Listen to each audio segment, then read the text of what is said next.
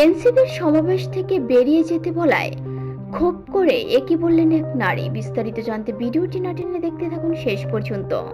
ঢাকা কেন্দ্রীয় শহীদ মিনারে এনসিপির ছিল আজকে সমাবেশ।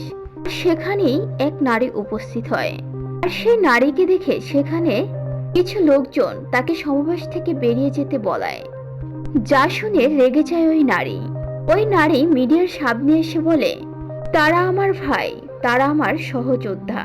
সে আন্দোলন করেছে কিনা তা আমি জানি না, কিন্তু তাকে এটা চিন্তা করতে হবে, তার আমার সাথে কথা বলতে হবে, সত্যটা যাচাই করতে হবে।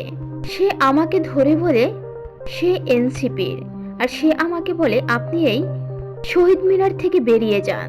সে একজন জনগণ হিসেবে আমাকে এই কথা বলতে পারে না, এটা তার ওয়েতে নাই। সে একজন পুরুষ আর আমি হলাম একজন নারী, কিন্তু আমি তাও ডিফারেন্স করছি না। এনসিপির সন্তানদের রক্ত যে এখনো গরম, এই ছেলেটাই তা বুঝিয়ে দিল।